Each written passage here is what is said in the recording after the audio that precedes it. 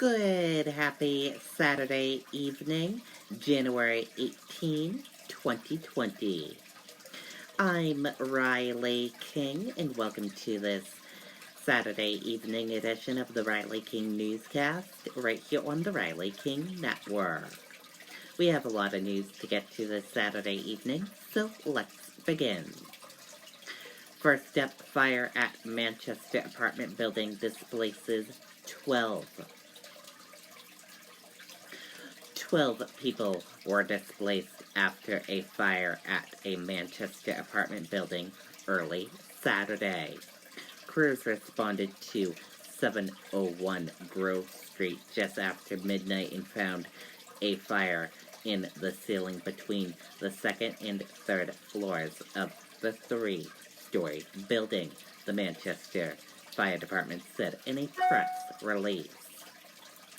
The fire was quickly extinguished, but 2 floors sustained smoke damage and the other floor sustained water damage.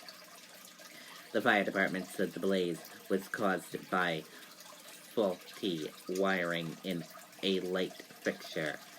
Damage to the 6-unit building was estimated at $20,000.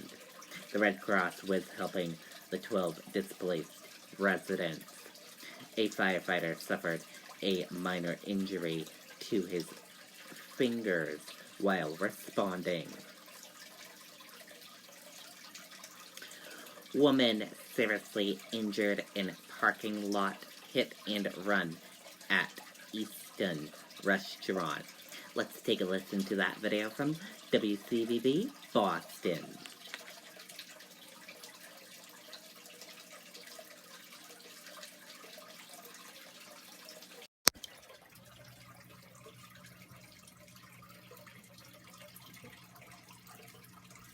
Both happened late last night. One of them was at 10:30. It was at McGuire's Restaurant. That's the area of Foundry Street 106. And it was a woman who was hit by a car, a 26-year-old woman. And the fire chief says that she was struck by a car, has severe injuries to her legs, and was airlifted to Tufts Medical Center in Boston.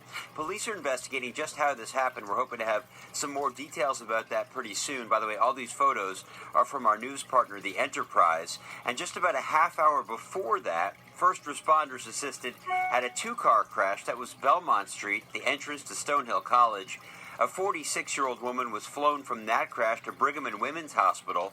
Her injuries are considered serious, but she is expected to survive. 3 young children were also injured in that car, ages 10, 9, and 7. The kids are at Good Samaritan Hospital in Brockton. All are expected to be okay. We're live in Easton. Josh Brogadier, WCVB News Center 5. Okay, and there you go on that video and that report.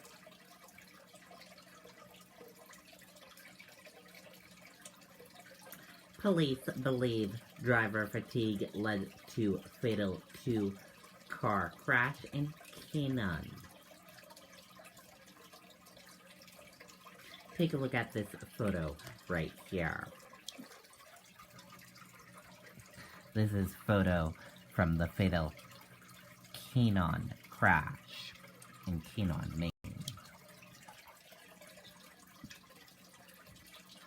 One person died after a 2-car crash in Canaan on Saturday morning, according to officials with the Somerset County Sheriff's Office. The head-on crash happened on Route 2 in Canaan near the Pittsfield town line around 7 a.m.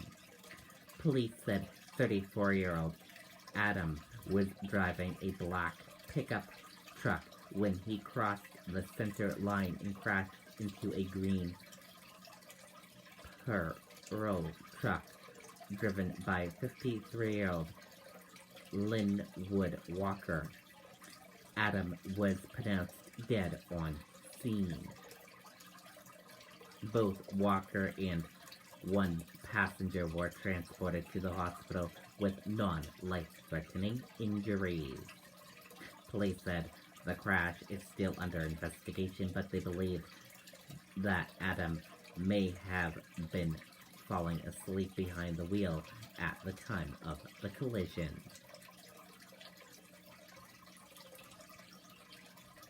Three major U.S. airports to check incoming passengers for potential deadly virus. Let's take a listen to that video from ABC News.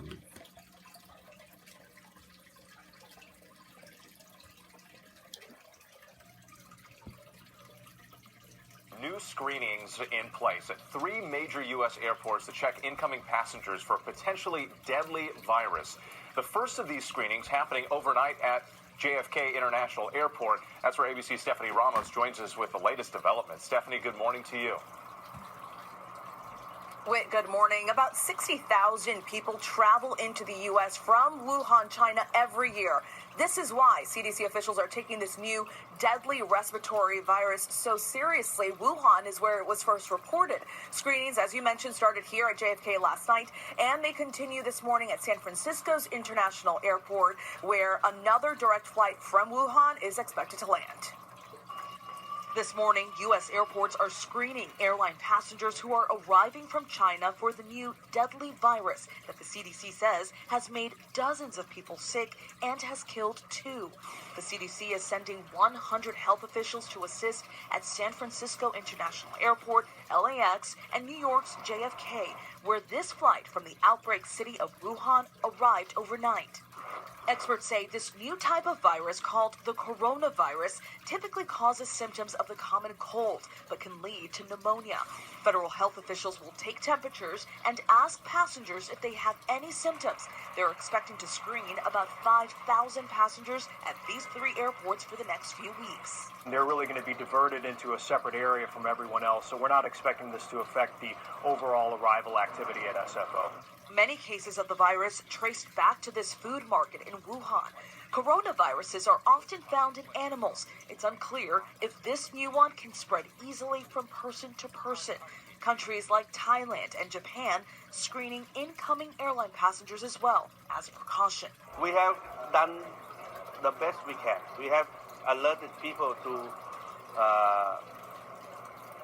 take precaution when they travel from China or to China.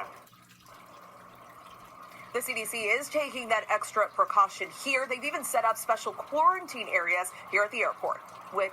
All right, Stephanie, our thanks to you. Let's bring in ABC's chief medical correspondent, Dr. Jennifer Ashton. Dr. Ashton, always great to see you. Yeah. Good morning. There seems to be a lot of unknowns with this virus. So what's the most important thing for people to know? Well, let's start with what we know and then what we don't know. This coronavirus is a novel or new strain. Generally, as we heard Stephanie say, in humans, it can cause mild or moderate cold-like symptoms. What we don't know is if it could change. We don't know the incubation period. We don't know how contagious this is in humans. So right now, a lot to be discovered about this. When people hear about airport screenings, it's very alarming to hear that sort of thing, especially if you're traveling. Why is the CDC taking this important step? Well, I think this is not just for optics. This is not just for show. There's no reason to panic here, but I think that in speaking to some of the country's top public health officials and infectious disease specialists last night, they made it clear to me that this is an evolving and dynamic situation. The thought is that the risk to the overall U.S. population at this time is low, but history is important. This comes from the same family as the SARS and MERS virus, which came with a very high death rate, and that is why people in this country and across the world are taking it seriously. That's right, taking every precaution. All right, yeah. Dr. Ashton, thank you so much. I appreciate it. Okay, and there you go on that video and that report. And that does it for this evening edition of the Riley King Newscast, right here on the Riley King Network. I hope you all have a great rest of your evening, and I'll see you back here tomorrow for another newscast. Good night, everyone, and bye.